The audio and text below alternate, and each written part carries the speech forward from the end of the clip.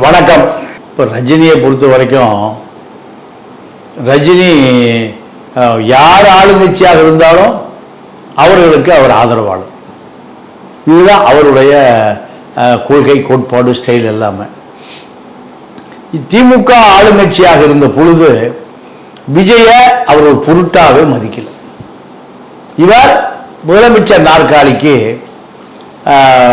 அருகிலே போக முடியாது.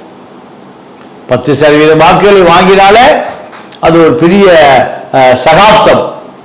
இப்படி கற்பனை உலகில் பறந்து கொண்டிருந்த ரஜினிக்கு முதலமைச்சர் நாற்காலிக்கு வந்ததை அவரால் ஏற்றுக்கொள்ளவே முடியவில்லை. அதை நினைத்து பார்க்கவே முடியவில்லை. இதுதான் உண்மை. ஏன்னா கருணாநிதி, ஜெயலலிதா, எடப்பாடி, ஓபிஎஸ்ன்னு இப்படி முதலமைச்சர் நாற்காலியில் பார்த்து கொண்டிருந்த ரஜினி, நீங்கள் கோடம்பாக்கம் வட்டாரத்தில் தன்னுடைய ஜூனியர், அவரே சொல்றாரு, நான் கழுகு, அவர் காக்கா, காகம், இப்படியெல்லாம் சண்டை நடந்தது. எவ்வளவுதான் உயர உயர பறந்தாலும் ஊர்க்குருவி பருந்தாக முடியாது. இப்படியெல்லாம் சொல்லிட்டு இவர் பருந்தாகவே, கருடனாகவே, இன்னும் சொல்ல போனா கடவுள் கருடன் ஒன்று இருக்கு, கழுத்தில் வெள்ளையா இருக்கும். இப்படி தன்னை நினைத்து கொண்டிருந்த ரஜினிக்கு முன்னால் நீங்க முதலமைச்சர் நாற்காலி சாதாரணமாக கிடைச்சிருச்சு. கிடைப்பதற்கு முன்பு நீங்க திமுகவையும் அதிமுகவையும் இணைத்து வைப்பதற்கு அமித்ஷாவின் தூதராக ஸ்டாலின் போய் விஜய் வந்துவிடக்கூடாது என்பதற்காக ஒரு அரசியல் ஆட்டத்தை ஆரம்பித்தவர் தான் இந்த ரஜினி. நீங்க கீழே விழுந்துட்டாலும் புல்தடிக்கு பயில்வான்னு கிராமத்தில் சொல்லுவோம். நாயகே கீழே விழுந்தாலும் மீசையில மண்ணெல்லாம் ஒட்டலையா? நான் பல்ட்டி அடிச்சு பார்த்தேன், கராத்தே அடிச்சு பார்த்தேன், குங்ஃபு எனக்கு தெரியும். இதுதான் நடந்தது. ஆனால் விஜய் ஆட்சி கவிழும், விஜய் முதலமைச்சர் நாற்காலி அமர முடியாது, இப்படியெல்லாம் திமுக திட்டம் போட்டு கொண்டிருந்ததற்கு இப்போ கடைசியில் அவர் முதலமைச்சர் நாற்காலியில் அதிமுக திமுகவை விட அதிக அதிகாரம் படைத்த ஒரு 3வது கட்சியினுடைய தலைவராக அவர் மாறிட்டார். இது ரஜினி பொறுத்து பார்த்தவர். அவரை சமரசம் செய்து கொள்வதற்காகத்தான் இந்த பத்திரிகையாளர் சந்திப்பு. ஏப்பா, எனக்கு அவருக்கு ஒன்றும் கருத்து வேறுபாடு இல்லை. அவர் முதலமைச்சராக வருவதை நான் ஆமோதிக்கிறேன், ஆசீர்வதிக்கிறேன். இதெல்லாம் அதனுடைய வெளிப்பாடு தான்.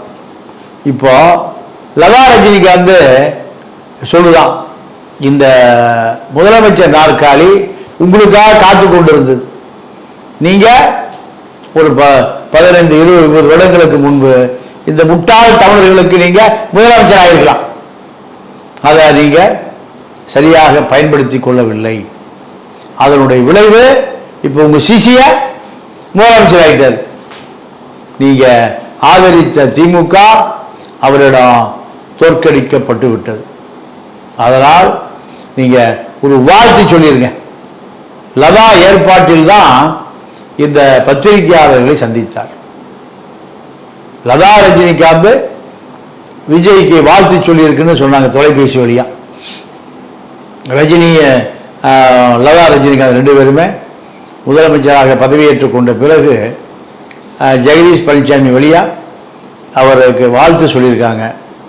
இந்த வாழ்த்து திமுக கோபித்துக் கொள்ளும், திமுக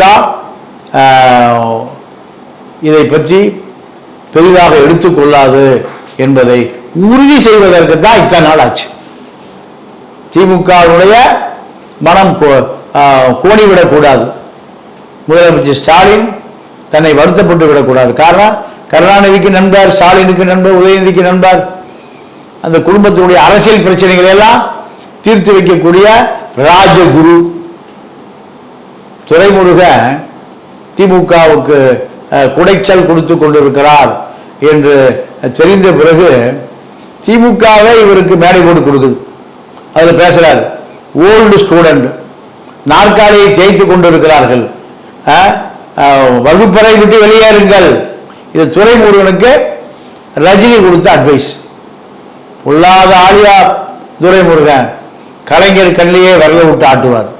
இதெல்லாம் திமுகவுடைய குடும்ப உறுப்பினர்கள் அவருக்கு சொன்ன கருத்தை அவர் புதுவெளியில் சொல்றார். திமுக மீண்டும் ஆட்சிக்கு வரும், விஜய் ஆட்சிக்கு வர முடியாது என்று அழுத்தம் திருத்தமாக உறுதியான நிலை. தேர்தலுக்கு முன்பு யார் விரும்பினாலும் திமுக வரும், திமுக வரும், திமுக வரும்.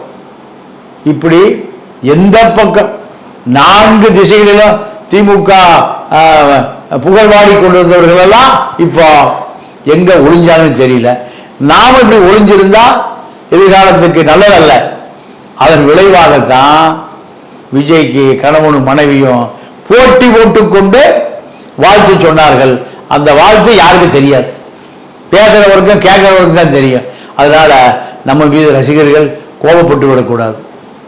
அதன் காரணமா பொதுவெளியில் இந்த செய்தியை சொல்வதற்கு லதாவுடைய ஆலோசனை தான். லதாவுடைய ஆலோசனையின் பேரில் விஜய் நம்ம வீட்டு பிள்ளை, அது இன்னும் சொன்னா சினிமா பிள்ளை, திரைப்பட குடும்ப பிள்ளை, இப்படியான ஒரு அறிவுரையோடு புதுவெளிக்கு வந்து சமரசம் செய்து கொண்டிருக்கிறார். இந்த சமரசம் அவர் ஆட்சியில் இருக்க வரை, அதிகாரத்தில் இருக்கிற வரை ரஜினி சொல்லிக்கொண்டே இருப்பார். காரணம், ரஜினி ஒரு திமுக குடும்பத்திற்கு நெருக்கமானவர், உதயநிதிக்கு நெருக்கமானவர், கருணாநிதிக்கு நெருக்கமானவர், ஸ்டாலினுக்கு நெருக்கமானவர். இதுதான் வெளி உலகத்தில் தெரியும். விஜய்க்கு எதிரானவர். விஜய் ஆட்சிக்கு வந்துவிடக்கூடாது என்பதனால அமித்ஷாவுடைய ஏஜெண்டாக ஸ்டாலினை சந்தித்து அதிமுக இரண்டையும் இணைப்பதற்கான பாலமாக இருந்தார் என்பது அனைவருக்கும் தெரியும். குருமூர்த்தி போனால் அது வேற மாதிரி இருக்கும். குருமூர்த்தியினுடைய தூதராக RSS, பாஜக, சங் பரிவார் அமைப்புகளுடைய தூதராக ரஜினி இந்த பேச்சுவார்த்தையில் கலந்து கொண்டார் என்பது வெளி உலகத்துக்கெல்லாம் தெரிந்த பிறகுதான் அவர் நான் விஜய் முதலமைச்சர் ஆவதற்கு என்னுடைய பரிபூரண ஆசி உண்டு என்கின்ற கருத்தை முன்மொழிந்திருக்கிறார். உண்மையாகவே ரஜினி எதிர்காலத்தில் விஜய்க்கு ஆதரவாகத்தான் இருப்பார். விஜய் அதிகாரத்தில் இருக்கும் வரை. அதற்கு பிறகு யார் அதிகாரத்துக்கு வருகிறார்களோ அவர்களுக்கு ஆதரவாக மாறிவிடுவார். காரணம், தன்னுடைய திரைப்பட வாழ்க்கையை யாராலும் பகைத்து கொள்ளக்கூடாது என்று பல பேர் நினைப்பதற்கு முன்பு ரஜினி செயல்படுத்தியே விட்டார். இதுதான் ரஜினியுடைய இயல்பு. இல்லை, யார் சூப்பர் ஸ்டார்? இப்போ ரஜினிக்கு பின்னாடி இந்த சூப்பர் ஸ்டார் விஜய்க்கு வருவதற்கு முன்பு முதலமைச்சர் ஆயிட்டார். சூப்பர் ஸ்டார் பட்டம் ரஜினிக்கு பிறகு யார் என்ப ரஜினி சொல்ல, நான் 100 வயசு இருப்பையா, இந்த பட்டம் எனக்கு மட்டுமே சொந்தமானது, நான் தான் சூப்பர் ஸ்டார். சூப்பர் ஸ்டார் பட்டத்தை யாருக்கு நான் கொடுக்க மாட்டேன், யாரும் எடுக்க முடியாது. நான் 50 ஆண்டு காலம் திரைப்பட உலகத்தில் பல திரைப்பட விருதுகள், பல திரைப்பட சகாப்தங்கள், அரசியல், இப்படியெல்லாம் பல தலைமுறையை நான் பார்த்துட்டேன். நீ இப்போ தான் பார்த்துட்டு இருக்கீங்க. அதனால நான் மோடி வரைக்கும் பார்த்தாச்சு. இதுதான் ரஜினியினுடைய விளக்கம். ஆனாலும் தனக்குள் நீங்க ஒரு பெரிய மன வருத்தம் இருந்த காரணத்தினால்தான் வாழ்த்து சொல்வதற்கு இவ்வளவு நாள் இடைவெளி. 10ஆம் தேதி பதவி ஏற்று 5 நாள், 24 மணி நேரம் காலதாமத்திற்கு காரணம், சொன்னாலும் தன்னுடைய இறுக்கம், தன்னுடைய புகழ் இறங்கி வந்ததை போல ஆகும். சொல்லலினாலும் அது தனக்கு எதிராக முடியும். விஜய் ரசிகர்கள் தனக்கு எதிராக வந்துடுவான். இந்த ஊசலாட்டத்தில் 5 நாள் ஓட்டியிருக்கார். 5 நாள் கழித்து பல்வேறு ஆலோசனைகளை மனைவி, நீங்கள் முன்னாள் முதலமைச்சர் ஸ்டாலின் இவர்களோடு ஒரு பெரிய நீண்ட உரையாடல், நீண்ட கலந்துரையாடல்.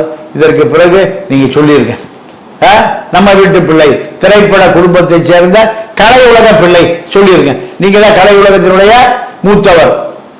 இப்ப எம்ஜிஆர், சிவாஜி பின்னாடி இப்ப மூத்தவர் ரஜினி தான் இருக்கார். அதனால முந்திக் கொண்டு நம்ம கலை உலகமே முதலமைச்சராக இருக்கு. நீங்க எப்படி அதிமுக திமுக இருக்கு, அது அதிமுகவுடைய கொள்கை அதிமுக பெருசுங்க, திமுகவுடைய கொள்கை திமுகவுக்கு தான் பெருசு. இது நீங்க எந்த காலத்திலும் சமரசமாகாது. இவர்கள் ஒன்று என்றால் அவர்கள் இரண்டு, இவர்கள் வடக்கு பக்கம்னா இவர்கள் தெற்கு பக்கம். இது இப்போ விஞ்ஞானம் வளர்ந்த பிறகு சோசியல் மீடியாவுடைய தாக்கம் அதிகமாக இருக்கு. எங்க தலைவர் தான் சூப்பர் ஸ்டார், இந்த நூற்றாண்டு முடிகிற வரை அவர் தான் சூப்பர் ஸ்டார். இல்லை இப்போ அந்த இடம் அவரிடமிருந்து விஜய்க்கு வந்து விட்டதுன்னு விஜய் ரசிகர்கள் இவர் தான் சூப்பர் ஸ்டார். இப்படி இந்த சமூக வலைதளம் இருக்கிற வரை இந்த சண்டைகள் ஓயாது. இதுதான் ரஜினி, இதுதான் விஜய். இந்த ரேஸில் கமலஹாசன் அஜித்தும் இந்த ரேஸுக்கே வரல. ஆகையால் இந்த இது ஒரு பக்கம் ஒரு தொடர் ஓட்டம், இந்த பக்கம் ரஜினி தொண்டர்களும் தொடர் ஓட்டம், இரண்டு பேரும் ஓடிக்கொண்டே இருப்பார்கள். இவர்கள் ஓய்கிற வரை. இது திரைப்பட உலக வரலாற்றில் சிவாஜி, எம்ஜிஆர் அந்த காலத்திலிருந்து, பாகவதர் காலத்திலிருந்து இருக்கு. கமல் ரஜினி, விஜய் அஜித், விஜய் ரஜினி, இதெல்லாம் நீங்க திரைப்படம் வருவதற்கு முன்பு திரை விமர்சனம் வரும். திரை விமர்சனத்தை தாண்டி திரைப்படங்கள் முடிந்த பிறகு அது சர்ச்சை ஓயாது. அதே போலதான் சமூக வலைதள சர்ச்சைகள் என்றுமே ஓயாது. நன்றி, வணக்கம். இந்த வீடியோ உங்களுக்கு பிடிச்சிருந்தா லைக் பண்ணுங்க, கமெண்ட் பண்ணுங்க, ஷேர் பண்ணுங்க, சப்ஸ்கிரைப் பண்ணுங்க.